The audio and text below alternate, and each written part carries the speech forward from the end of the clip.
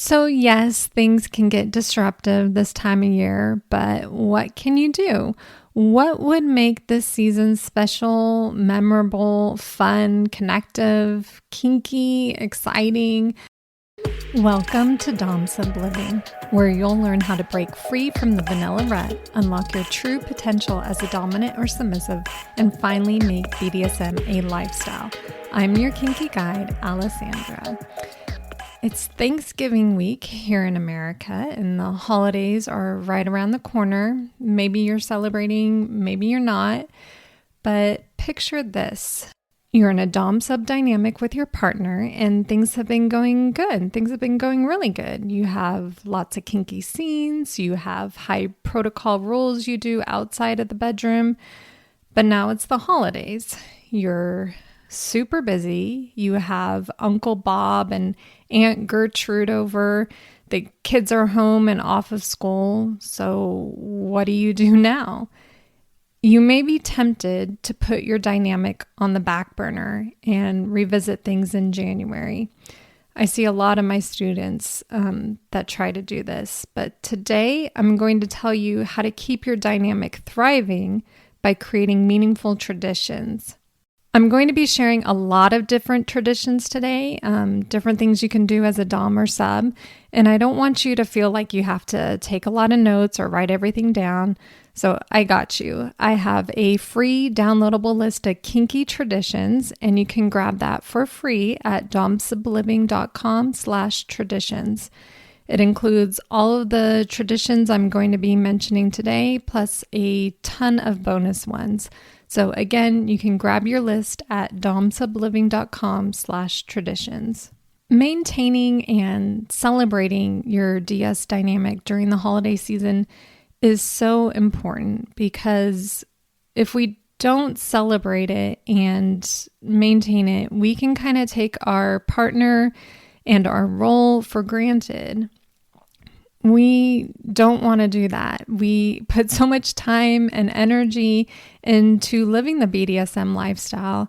And so when the end of the year comes around, we really want to take time to celebrate everything we've accomplished throughout the year. Even if we're single, we've, done so much to be a dom or a sub. It's a lot of work.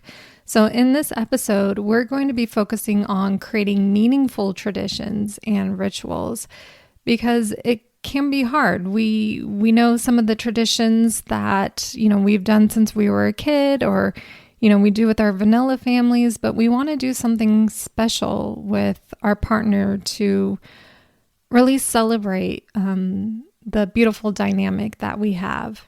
And traditions are really a way to be intentional. It's kind of like a meaningful ritual. So you may be wondering, what's the difference between a tradition and a ritual?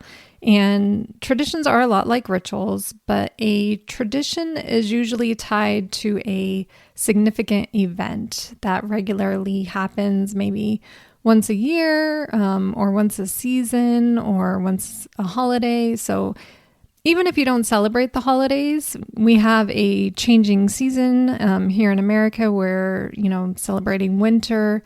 So we can have traditions around that too. So traditions really create, strong emotions and feelings and memories for years to come too. And like I said, even if you're single, traditions are something that you can and should implement in your life. It can kind of be like a form of seasonal self-care, if you will. And it really creates a lot of bonding with your partner and with the kink community as a whole too. So I'm going to be giving you some ideas of things you can do. But remember, you want to have open communication with your partner. So create a plan where you can discuss these things. Maybe have a rule even that you have like a pre-holiday meeting, so that way you make sure that you and your partner are on the same page. And along with open communication, you want to make sure you're honoring consent and boundaries. So if you don't have a safe word already, make sure you establish one, or even a signal for holiday related activities. And this is good because when you have vanilla family members around, you can't really say red or yellow. So maybe having a hand signal, even just kind of like to call a timeout for something, maybe something's getting too uncomfortable. And that's something you can do even if you have family around. So that way you can pause the ritual or completely stop it if it's making you uncomfortable. And then always know that, as always, consent can be withdrawn at any time. And then you want to focus on personalization too for these traditions and rituals I'm going to be talking about. I'm going to be talking about what me and my dom do, and I've seen some of my students do, but obviously you can make it your own, and I really encourage you to do that. So really just, brainstorm, how can you make this unique and how can you make it your own? A lot of times dom-sub couples kind of have like their own phrases and sayings and, honorific names that they give each other. So continue to use those as well. And then the last important reminder I want you to keep in mind as we're going through these is scheduling. So like I said, the holidays are such a busy time. Things are crazy hectic. So you'll want to have like a shared online calendar or a planner to schedule all these things in, because if it doesn't get scheduled, it's not going to get done. And if you have some kind of shared calendar or planner, then you can coordinate with your partner and make sure that both of you are implementing these things and on the same page. And along with scheduling, you can even have these traditions we're going to be talking about in kind of like a sequence, like a 12 days of submission, where you do like one of these or all of these on like 12 different days leading up to the holiday you're celebrating. But just make it your own. Make sure you communicate, and let's dive into some of my favorite traditions. So one of the easiest things you can implement is a holiday greeting ritual. Because if your partner is home and off of work, maybe you can create a tradition where the submissive has to meet or greet the dominant in a specific manner. Maybe like when they're waking up each morning during your vacation or your holiday. And this way it can emphasize respect and submission and just kind of set your day off on a good start. So some examples of things are like the submissive can be required to kneel and then say a specific phrase each morning. So something like, good morning, Daddy. I'm here to serve and obey you. That's just an example. You have to personalize it with your honorifics.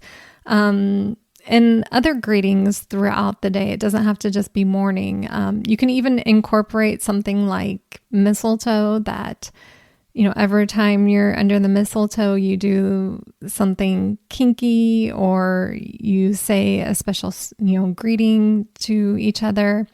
So really just make it your own, but try to think, if you've been doing this in your dynamic already with having a greeting, try to think of a way you can make it even extra special. Like I said, if you don't usually have mornings together, like me and my dom, usually only have the weekends, we can incorporate a morning, greeting ritual in the morning while he's home off of work. So our next example of a ritual is a gift giving ritual, because we know this time of year is all about gift giving. And so you can have a ritual where both of you exchange a gift that's meaningful, but also symbolizes your connection as a DS couple. So these things can be personalized, and that way they can have a deeper significance for you. So, for example, like a dom can give their submissive like a small keychain with a lock, and then that can symbolize their control. The submissive could give the dominant a handwritten letter expressing their devotion. If you're into age play or DDLG, so many of these rituals and traditions we're going to be talking about can be altered and adapted for that. So if the submissive is a little, they can draw their partner a picture. There's just so many ideas. And so definitely use your imagination, but try to make it special too for this time of year. So the next one we're going to be talking about is a fun one, and that's doing special holiday scenes. So plan scenes or role play that kind of has like a holiday theme and incorporate that power exchange. So for example, I'm sure like your mind automatically goes to like Santa and Mrs. Claus, but try to get a little more creative too. So Santa can have a naughty elf helper that needs to get punished. So just think of like holiday inspired characters. You can do, if you're into pet play, you can do pet play as a reindeer and even have all of the bondage reins and things like that too. And if you're doing even just the regular scenes that you do and you have family visiting and staying in the next room, but you still want to do scenes, you get creative, use a ball gag if, the submissive tends to be noisy like I am. So you can do something like that, and just even being creative with rope bondage, just more like quieter things can be really helpful during this time of year, especially when the kids are home and things like that too. And then another tradition you can have is service-orientated rituals. And I really like these ones. These ones are kind of like up my alley. I like incorporating holiday themed service tasks where the sub is responsible for certain holiday chores. So this could be things like they're the ones decorating the house, getting all the, special meals prepared, even wrapping presents in a specific protocol manner. I've had to wrap presents and do things in handcuffs before, and that's always a lot of fun because you're so super restricted. So get creative. Another thing is the submissive, might have to dress in a particular attire, such as maybe an apron with nothing underneath. So again, just get creative. Make your partner their favorite holiday meal or their favorite holiday dessert. So one thing I make my dom every single year is a pumpkin crumble. That's like his favorite thing. So when if you're submissive and you're making your partner a meal or a dessert, really see it as an act of service and be intentional about it, how you serve it, how you display it, how you bring it to your partner. All those things can make it even more meaningful this time of year. And then you can have a gratitude tradition or ritual too. So this is where both partners express their gratitude for their dynamic during the holiday season. They can either do this verbally or through written notes or messages. And one thing I like to do is kind of leave these notes like hidden in certain areas. So Jay won't see it until he opens the fridge or things like that, or unless he opens a drawer, then he sees it there. So just leaving little things for your partner in different places can be fun. You can even do like a kinky scavenger hunt too out of this, giving your partner little messages and just things of gratitude. But you can even write a longer letter showing your gratitude, or even just saying verbal affirmations to your partner and just acknowledging the positive impact that this dynamic has had on your life over the year. Again, I think we take our partners for granted. We take the BDSM lifestyle for granted. And so this time, around Thanksgiving or whenever you want, to just really say all the reasons you're grateful for your partner and for your dynamic. So the next tradition, and we kind of touched on this earlier, talking about service-orientated things, is to focus on your holiday attire. So designate like special clothing or accessories that you can wear during this holiday season that symbolize your role in the dynamic. So for example, obviously for a submissive, that can be a collar, something that you wear, but maybe you have like a specific holiday themed one. Another thing you can do is, and this is something I do, is I wear my Benoit balls. If you don't know what those are, look them up. But so my dom will have me wear those. And this is something good, again, that you can do in front of other people when you have relatives over and they don't even know. So, and I like the ones I have. They make tons of different kinds, but I like the ones I have because they are silver, they are weighted. So they kind of have that special like luxuriness to them. They're not like the regular silicone ones that are like pink or whatever. Like these, like they look like holiday ornaments. So that's what I think when I wear them this time of year, and I can still wear them around my relatives and be really engrossed in my role even then. Another thing is having special lingerie and sexy outfits that you wear during your scene, and that you can even wear the lingerie under your clothes, and that can help you remember your role. And then I always get asked that all the time, like, what can dominants wear? Because dominants typically don't wear collars and things like that, but the dominant can still wear like a discreet piece of jewelry or an accessory like a bracelet. And one thing I gave my dom one year was a tie clip. It was a silver tie clip.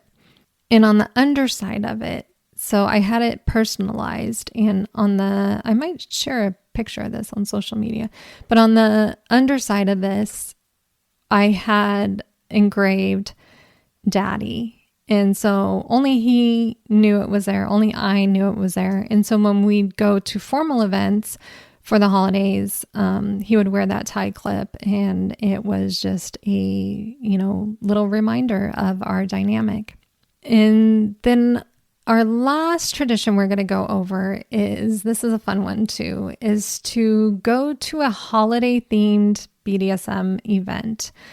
So I'm sure you're going to a ton of vanilla parties. You probably are hosting one, or you just have an informal one and your family's coming over. But going to a kinky holiday party can be a nice treat. It kind of gives you that break from the mundane when you're going to party after party after party. To go to a kinky one can really liven the holidays up. It doesn't have to be some elaborate play party at a dungeon, but just meeting up with kinky people can be fun. So going to different meetups, even if it's informal, this time of year can be a really fun tradition. And so I wanted to shout out to my friend, Justine Cross. She owns Dungeons East here in LA. And so Jay and I will actually be going to her private holiday party. So that's something we're looking forward to. It's going to be a lot of fun. So if you can find a, holiday themed BDSM event in your area, I highly recommend taking the time to go to one. And if you're a student of our Dom Sub training course, you have access to directories for local dungeons and kink events and meetups and other resources. So be sure to check that out. But this has been fun talking about my rituals and some new rituals. So hopefully it inspired you to create and adapt your own traditions and rituals that resonate with your DS dynamic. So remember, when you're creating a new ritual, you want to have that open communication with your partner. Honor their consent and boundaries and your own consent and boundaries too. Personalize it, make it your own, and definitely schedule it so you actually do it and you have fun doing it. So yes, things can get disruptive this time of year, but what can you do? What would make this season special, memorable, fun, connective, kinky, exciting? Think about it. So I want to invite you to start a new tradition. Maybe it's one of the ones we mentioned here. Maybe it's one of the ones in the list you can get at domsubliving.com/traditions. But yeah, start a new tradition. And if you have a tradition that you like to do, whether you're single or you have a partner, please share it with me on social media. I'm domsubliving on all the major platforms. You can find me there. Send me a message. I'd love to hear about your traditions that you have. And again, remember, if you need help coming up with ideas, I have that free downloadable list of kinky traditions. And you can grab that at domsubliving.com/traditions. It includes all of the traditions I mentioned, plus a ton of bonus ones too. So again, you can grab your list at domsubliving.com/traditions. I hope you enjoyed this episode. Thank you for joining me and being a part of the Dom Sub Living community. You can check out all of the details and links for this episode in the show notes, and be sure to hit subscribe so you never miss an episode. But until next time, keep embracing your power and pleasure through Dom Sub Living.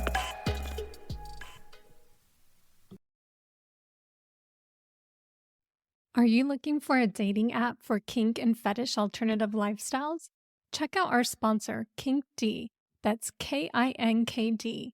KinkD is one of the most famous kink, BDSM, and fetish dating apps. They have been featured on HuffPost, Yahoo, Cosmopolitan, and more. KinkD allows you to find and meet local kinksters to fulfill your sexual fantasies. Go to kinkdapp.com to get your free membership. You can also find the app in the Apple App Store or on Google Play.